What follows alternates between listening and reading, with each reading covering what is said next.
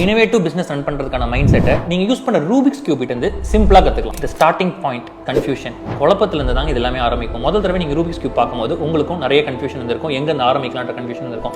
இது ஆரம்பிக்கிற 95% of the time ஃபெயிலியர்ல தான் முடியும். இந்த அக்செப்டன்ஸ்ல நீங்க ஆரம்பிக்கும் போது உங்க ஃபெயிலியர் எல்லாமே ஒரு ஸ்டெப்பிங் ஸ்டோன் ஆஃப் சக்சஸ் அப்படின்றத நீங்க புரிஞ்சு எடுத்துட்டு போக முடியும். So critical mind set or abilities நம்ம என்னெல்லாம் வச்சுக்கணும் அப்படின்னு பாத்தீங்கன்னா, ப்ராப்ளம் சால்விங் எபிலிட்டி. நிறைய ப்ராப்ளம்ஸ் வர சான்சஸ் இருக்கு, எல்லாத்தையுமே எப்படி சால்வ் பண்ணலாம்னு தென் அண்ட் தட் டிசிஷன் எடுத்துட்டு போறது ஒரு இனோவேட்டிவ் பிசினஸ்லயோ ரூபிக்ஸ் கியூப்லயோ இருக்கிற காமனான பாயிண்ட் 1. பாயிண்ட் 2, ஒரு சைட் சால்வ் பண்ணிட்டு இருக்கும்போது அவுட் ஆஃப் த ப்ளூமும் நீங்க இன்னொரு சைடுக்கு போய் என்னென்ன அங்க டேட்டா இருக்குன்றத அனலைஸ் பண்ணுவீங்க. சேம் வே ஒரு இனோவேட்டிவ் பிசினஸ் ரன் பண்ணும்போது ஃப்ரம் ஆல் டைரக்ஷனல்ஸ் நீங்க டேட்டாவை அனலைஸ் பண்ணும்போது டிஃபரெண்ட் டைப்ஸ் ஆஃப் லேர்னிங்ஸை நீங்க அனலைஸ் பண்ணி ஒரு டிசிஷன்ஸ்க்கு நீங்க அரைவ் பண்ண முடியும். Last but not the least, 95 தடவை நீங்க ஃபெயில் ஆயிட்டு 96 டைம் தான் சக்சஸ் வரப்போகுது அப்படின்றது தெரிஞ்சதுக்கு அப்புறமும் you take the next step forward knowing that you're going to fall for another 94 times because day 1ல நீங்க ஃபெயிலியர் பார்க்கலனா one day நீங்க சக்சஸை பார்க்க போறது இல்லை.